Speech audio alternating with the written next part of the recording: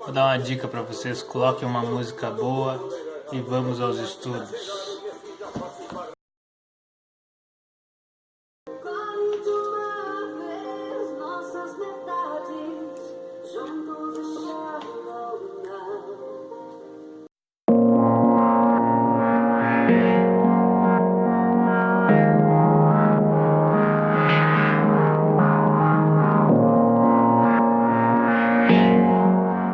E aí pessoal, tudo bem?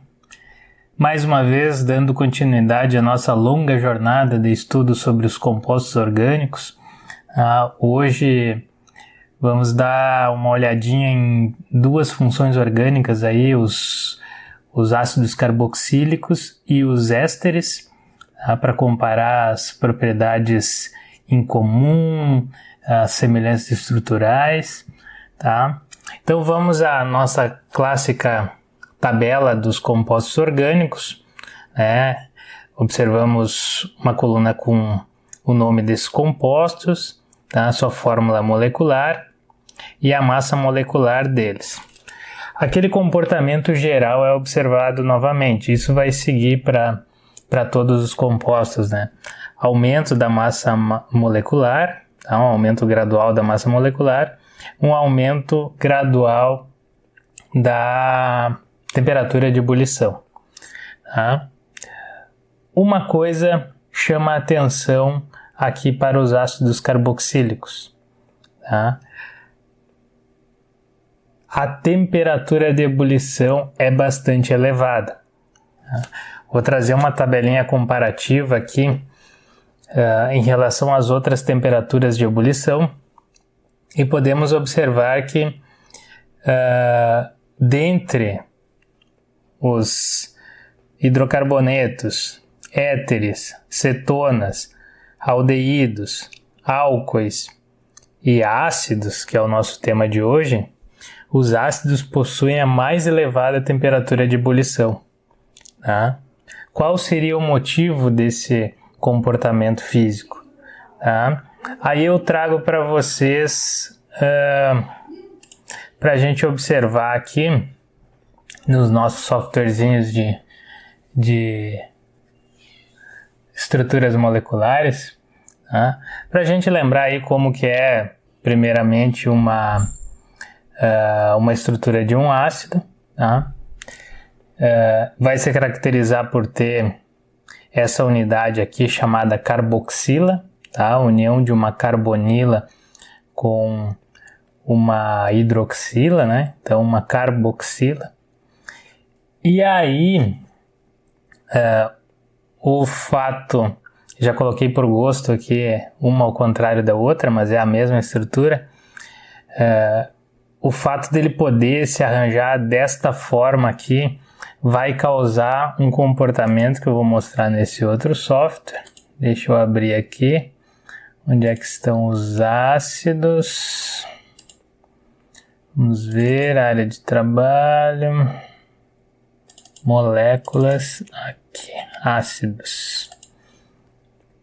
Então, aquelas mesmas estruturas anteriores lá, tá? Só que agora em 3 dimensões, tá? Arranjadas propositalmente, uma ao inverso da outra. Eu girei uma das moléculas, né? Quando essas moléculas se aproximarem, tá? Vou aproximar, elas vão formar duas interações que estão marcadas aqui, tá? Essas interações nós já conhecemos, são as famosas pontes de hidrogênio, as interações mais fortes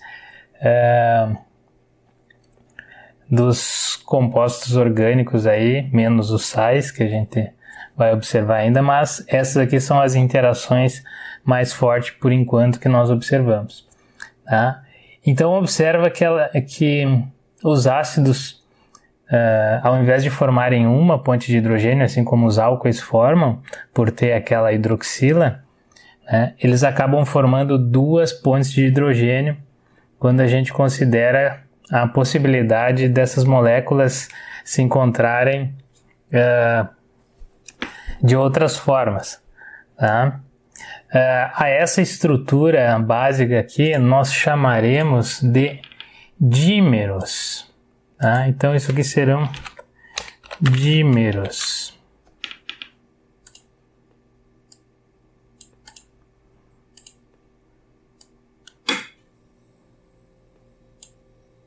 Não, esse símbolo não vai ser bom.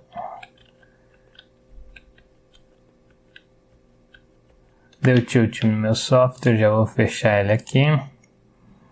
Tá, mas então nós teremos dímeros e ao invés de nós fornecermos energia para quebrarmos apenas uma interação por pontos de hidrogênio, nós teremos que fornecer energia para quebrar essas duas. Então, isso acaba explicando essa temperatura de ebulição elevada aqui, tá?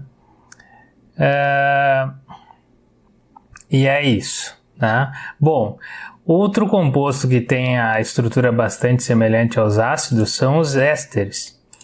Então o éster ele vai ter uma diferença, ele não vai ter esse OH. No lugar daquele Hzinho ali, nós vamos ter um carbono. Então vou colocar aqui.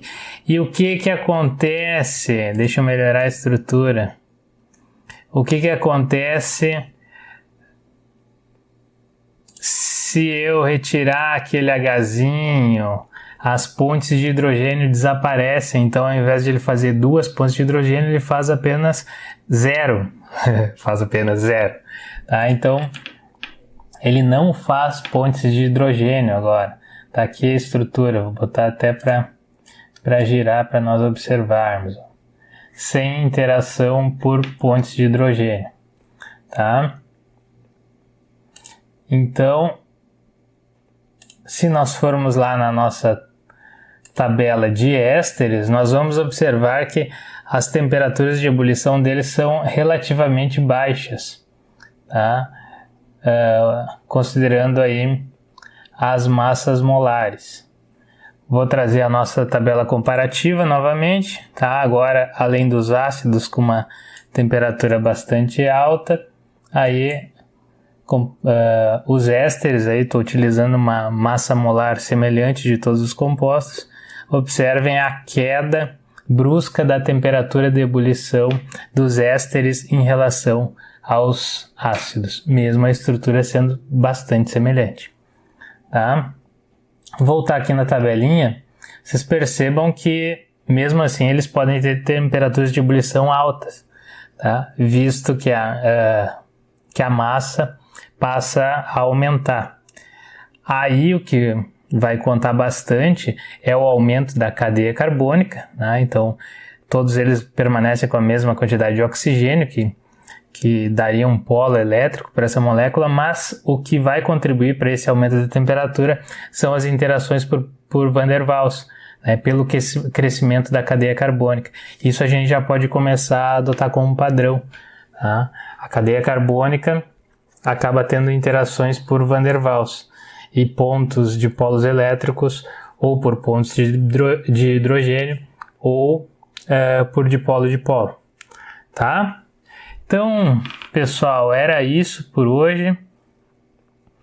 Na próxima aula entramos aí nos compostos que contêm o nitrogênio.